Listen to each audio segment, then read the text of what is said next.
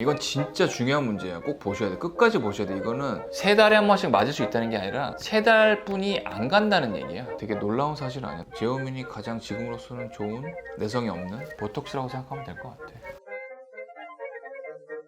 대한민국의 시술과 수술을 하는 모든 피부과 성형외과 원장님들을 응원합니다. 안녕하세요. 쉽게 얘기하고 친구 같은 청담동 피부과 김 원장입니다. 오늘도 만나서 반갑습니다.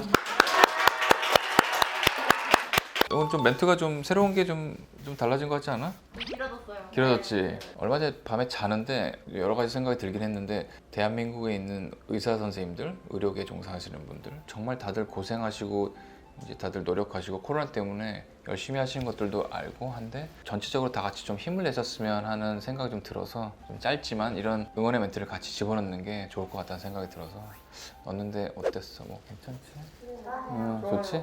사실 이렇게 의료계 쪽에 종사하시는 선생님들 전보다는 사실 환자들이 정말 잘 되는 게 가장 기쁨으로 우리가 사실은 그렇잖아. 직업이긴 하지만 그래도 그 근본에는 좀 헌신적인 마음을 다 갖고 있는 분들이기 때문에 우리가 다 같이 좀 응원을 좀 해드리고 나 자체도 조금 응원을 받고 싶어서 이런 멘트를 좀 집어넣게 됐는데 앞으로는 혹시라도 코피님, 영피디님 나 까먹으면 또 하라고 얘기해줘.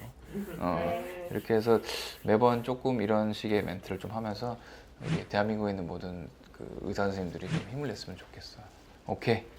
아자. 파이팅! 오늘은 뭐에 대해서 할까? 아니, 보톡스 영상이 인기도 많은데 제오민에 관련된 질문이 진짜 많더라고요. 제오민이 진짜 내성이 있는지 내성이 이거 없는지. 저도 궁금했어요. 보톡스는 사실 한 번도 안 맞아본 사람은 있어도 한 번만 맞아본 사람은 사실은 없어. 전에도 얘기했지만 항노화의 첫 시작은 주름을 보고 내가 늙었구나라는 생각이 첫 번째고 그 이외의 것들은 뭐 색소이긴 하지만 색소는 어떠한 보여지는 거에 대해서는 화장을 할 수 있고 커버할 수 있는 게 있지만 주름은 사실 화장하고 커버하려고 해도 그 화장이 그 사이에 끼거든. 그렇기 때문에 주름을 없애는 게 사실은 항노화를 이겨내는 첫 번째 단계이기 때문에 그 첫 번째 단계의 시작점은 보톡스, 보툴리눔 톡신이지. 사실 그래서 보톡스가 가장 일반적으로 이제 좀 확대가 돼 있고 다들 첫 번째로 시작하는 입문 단계로서는 보톡스가 가장 많은 것 같은데 그렇기 때문에 보톡스에 대한 궁금한 점들이 굉장히 많을 거고 이해해. 그래서 제오민은 진짜 내성이 없어요. 그래서 그 결론만 얘기하는 거지. 약간 무섭다, 해? 그래서 우리 환자들은 이런 거 결론이 궁금하다. 그렇지. 보톡스라고 하면은 얘네들이 보톡스 톡신을 졸려? 너 어금니 또 다 보일 뻔했어 지금. 콧구멍 나 또 거의 다 봤어 또. 보톡스의 그런 신경을 마비시키면서 근육을 마비시키는 활성 뉴로톡신이라는 게 있어. 걔만 있으면 사실은 우리가 어떠한 내성이 생기지 않고 이 톡신만 신경에 작용을 해서 근육에 작용을 해서 우리가 원하는 주름을 펴는 그런 작용을 할 텐데 이 활성 뉴로톡신이라는 게 있으면서 그 옆에 비활성 뉴로톡신이 있고 또 복합 단백질이라는 게 있어. 보톡스 톡신 자체만 있으면 어떠한 내성도 안 생기는데 여기에 같이 부가적으로 있는 복합 단백질들이 있고 비활성 뉴로톡신이 있기 때문에 걔네들 때문에 사실은 신체 내부에서 얘네들은 침입자다라는 그런 인식을 하기 때문에 거기에 방어를 하기 위해서 항체들이 생기는 건데 솔직히 요새 우리 코로나 때문에 백신들 많이 맞잖아. 백신을 딱 맞았을 때 뭐 생겼는지를 제일 많이 보냐 사실. 진짜요? 항체 먼저지. 제오민이 한 번만 했어. 그거 되게 슬프다. 근데 항체 생겼는지 안 생겼는지를 보는 거잖아. 항체가 생겼다 그러면 그 코로나가 들어왔었을 때 걔가 일을 해 못해? 못하지. 그렇기 때문에 똑같아. 보톡스 항체가 생기면 그 다음에 보톡스가 들어오면 보톡스가 안 듣는 거야. 그럼 그때부터는 주름이 생기고 턱도 막 이만해지고. 제오민은 사실 독일에서 뭐 본인들이 그래. 뭐 차별화된 기술력으로 활성화된 뉴로톡신만 갖고 그렇기 때문에 내성이 생길 확률이 복합 단백질이 여러 개 있는 거에 비해서 당연히 현저히 떨어진다라고 하는데 나도 그렇게 믿고 있고 이론적으로 봤었을 때는 그게 맞는 말이야. 그렇기 때문에 코피님이 물어봤었던 내성에 대한 문제는 내가 볼 때는 지금으로서는 가장 정제된 좋은 톡신 자체는 제오민이 가장 지금으로서는 좋은 내성이 없는 보톡스라고 생각하면 될 것 같아. 질문할게요. 네, 제오민 내성이 안 생기잖아요. 안 생긴다고 보고되고 있지. 네, 안 생기면 스킨보토스 같은 경우는 3달에 한 번 이렇게 해도 되는 거예요? 이게 되게 애매한 문제야.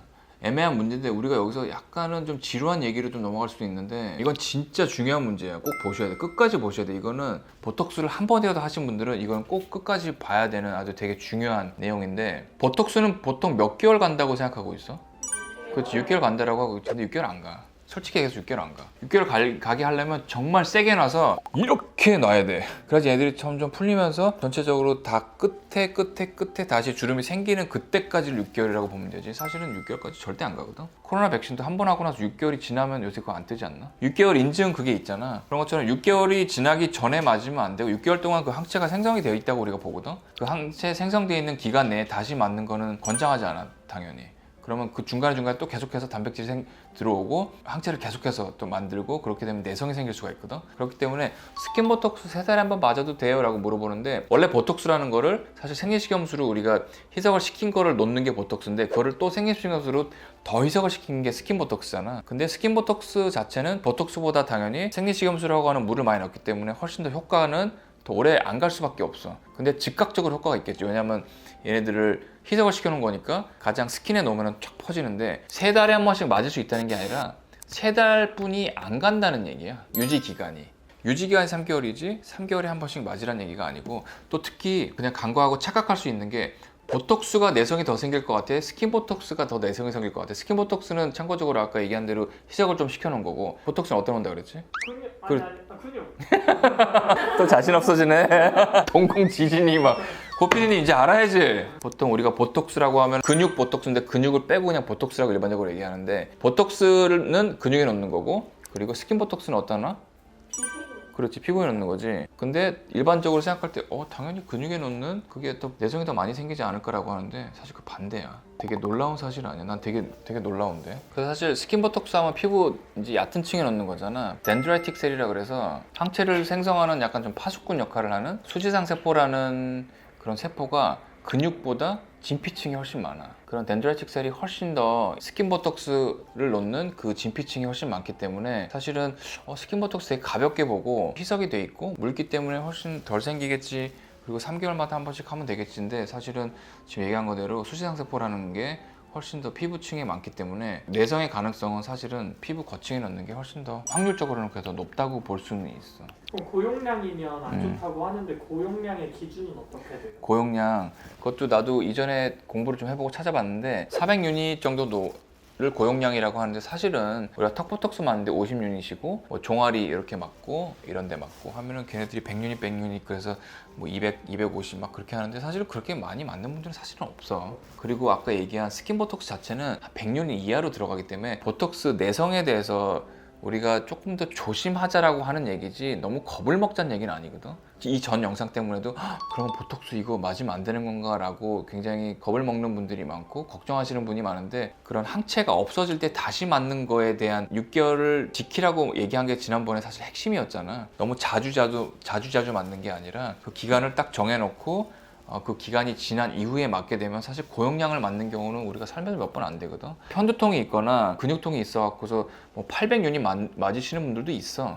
있는데 그런 분들은 정말 내성에 엄청 더 노출이 돼 있긴 하지만 우리가 일반적으로 맞는 것 자체가 어떻게 보면 총량의 법칙이 될 수도 있는 건데 그 총량의 법칙 자체가 어느 정도가 넘어가면 좀 내성이 생길 수 있다라고 일단은 생각하는 게 좋고 예방주사를 맞아도 항체가 안 생기는 사람이 분명히 간염도 그렇고 항체 안 생기는 분들 있잖아. 근데 한 번 맞아도 생기시는 분이 있는 것처럼 분명히 사바사라고 얘기해도 되나? 사람 바이 사람이고 케이스 바이 케이스이기 때문에 계속 맞으면서 내성이 생길 수 있는 환경을 만들지 않고 조심하자는 의미에서 사실 이런 얘기들을 하는 거기 때문에 너무 걱정을 하고 염려를 해서 피하려고 하는 것보다 그래도 내성이 생기지 않는 잘 정제된 제오민 보톡스를 맞는 게 사실 내 얼굴이잖아. 내 얼굴이고 내 몸이고 하기 때문에 그렇게 했으면 좋겠다는 그런 의미로 계속 설명을 드리는 거니까 그 부분에 대해서는 너무 크게 걱정을 하거나 오해 안 하셨으면 좋겠고 그래도 보톡스 맞는 거에 대해서 정확한 지식을 갖고 있어야지만 내가 뭘 맞는지 내 얼굴에 뭐가 들어가는지는 알아야 될 거 아니야. 그래서 사실은 이런 설명들을 좀 하게 된 것 같아. 머리는 얘 거고 팔은 제 거고 그런 거 아니잖아.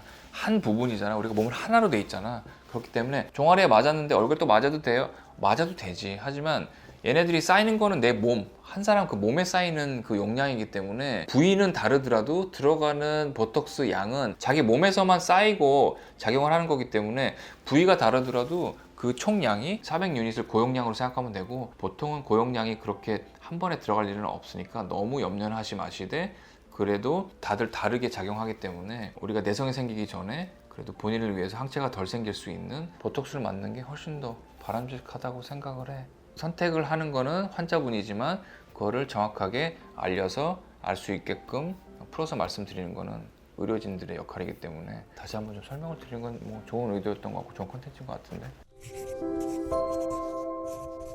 오늘 보톡스에 대해서 한번 다시 우리가 짚고 넘어가 봤는데, 내가 볼 땐 질문들을 조금 추려서 다음번에 한 번 정도는 더 보톡스에 대한 컨텐츠를 좀 마련해서 오해와 진실에 대해서 조금 밝히고, 또 너무 겁먹지 않는 그런 범위 내에서 뿌띠 시술을 접할 수 있었으면 더 좋을 것 같아요. 보톡스에 대해서 궁금한 게 있거나 하시면 아래 댓글창에 남겨놓으시면 공부라도 해서 답글을 달아드릴 테니까 주저없이 남겨주셨으면 좋겠습니다. 오늘도 영상 봐주셔서 감사합니다.